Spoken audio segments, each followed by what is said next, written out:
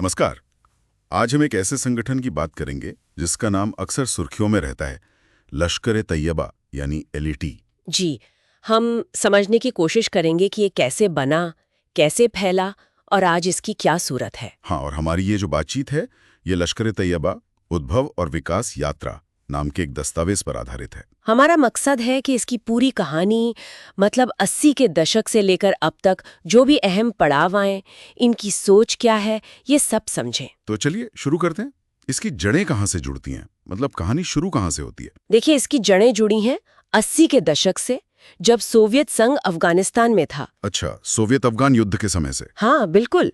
उस वक्त अब्दुल्ला आजम थे, उसामा बिन लादेन के गुरु माने जाते हैं वो। हाँ, नाम सुना है। उन्होंने एक संगठन बनाया था, मकतबे अल खिदमत (MAK).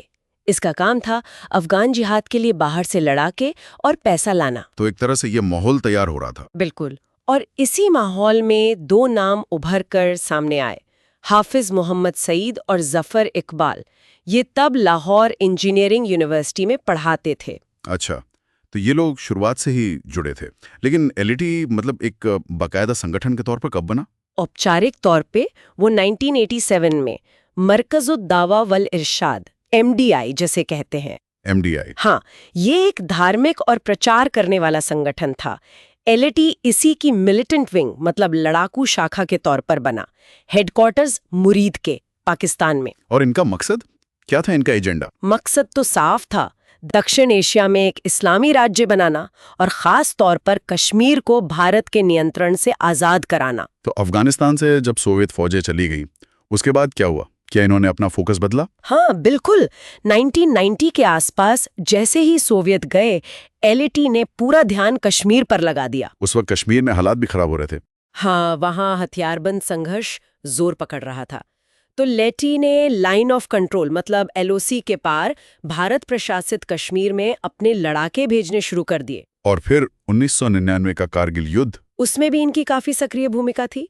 और इसके बाद तो ये इस इलाके के सबसे मजबूत मतलब सबसे संगठित और अच्छी फंडिंग वाले गुटों में गिने जाने लगे। तो यहाँ से मामला और संगीन होता गया, मतलब अंतर्राष्ट्रीय स्तर पर इनकी पहचान बनने लगी। हाँ, खास तौर पर दिसंबर 2001 जब भारतीय संसद पर हमला हुआ। उसका आरोप एलईटी पर भी लगा था, जैश-ए-मोहम्मद के साथ। बिल्कुल। और इस हमले में तो भारत पाकिस्तान को जैसे युद्ध के मुहाने पर ही ला खड़ा किया था। तनाव बहुत ज्यादा बढ़ गया था। हाँ, फिर दुनिया भर से दबाव पड़ा तो पाकिस्तान ने 2002 में एलईटी पर बैन लगा दिया। लेकिन क्या बैन लगने से ये रुक गए? अक्सर ऐसा होता नहीं है। आप सही कह रहे, रुके नहीं। ये बहुत सोचा समझा कदम था। बैन लगते ही इन्होंने फौरन एक नया नाम अपना लिया, जमात-उद-दावा (JUD). अच्छा, जीओडी, ये तो चैरिटी संस्था के तौर पर जाना जाता है। हाँ, यही तो रणनीति थी। JOUD को एक चैरिटेबल फ्रंट की तरह पेश किया गया। ये स्कूल चलाने लगे, क्लिनिक खोलने लगे, राहत का काम करने लगे। मतलब दुनिया को दिखाने के लिए एक चेहरा। बिल्कुल, ये उनका पब्लिक फेस बन गया, जबकि पर्दे के पीछे लश्कर अपना हिंसक काम करता रहा। और इसी कड़ी में फिर वो भयानक मुंबई हमला हुआ 26/11। हाँ, 2008 में 10 आतंकवादी समंदर के रास्ते आए। Taj hotel, Oberoi, Chabad house, CST station, Leopold cafe, कई जगह निशाने पर थीं। 166 जाने गई थी, बहुत भयानक था वो। और सिर्फ एक आतंकवादी अजमल कसाब जिंदा पकड़ा गया था। मुंबई हमलों ने तो पूरी दुनिया को हिला दिया था। इसके बाद क्या हुआ? अंतर्राष्ट्रीय प्रतिक्रिया कैसी रही? जबरदस्त प्रतिक्रिया हुई। United Nations, America, European union, Bharat, सब ने लश्कर और जीओयूडी और इनसे जुड़े बाकी संगठनों को भी आतंकवादी लिस्ट में डाल दिया। हाफिज सईद का क्या हुआ? उसे तो कई बार नजरबंद किया गया, इस्तेमाल करते रहे, जैसे फलाह इंसानियत फाउंडेशन (FIF). मतलब चैरिटी का नेटवर्क चलता रहा। बिल्कुल, पाकिस्तान में इनका चैरिटेबल नेटवर्क काफी फैला हुआ है और वो चलता रहा। अच्छा, एक बात और, कई रिपोर्ट्स में पाकिस्तानी सेना और खासकर उनकी खुफिया एजेंसी ISI के साथ इनके संबंधों का जिक्र आता है।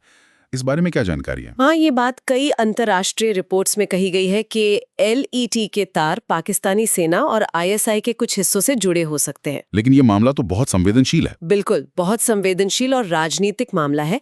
पाकिस्तान हमेशा आधिकारिक तौर पर ऐसे किसी भी लिंक से इनकार करता आया है। खैर, अगर हम इन बाहरी संबंधों से हटकर इनकी अपनी सोच, इनकी विचारधारा की बात करें तो देखिए, इनकी विचारधारा है पैन इस्लामिस्ट।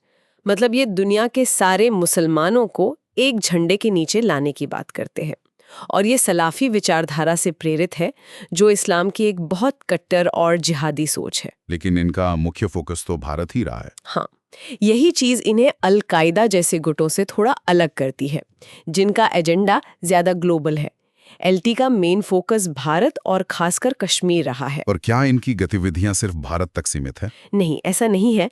अफगानिस्तान, बांग्लादेश, यहाँ तक कि पश्चिमी देशों में भी इनकी एक्टिविटी देखी गई है, जैसे भर्ती करना या लोगों को कट्टर बनाना। और इनके ट्रेनिंग कैंप? वो पाकिस्तान के पंजाब, खैबर पख्तूनख्वा और पाक अधिकृत कश्मीर के कुछ हिस्सों में बताए जाते हैं। तो आज की तारीख में, मतलब मध्य 2020 के दशक में, जमीनी हकीकत क्या है?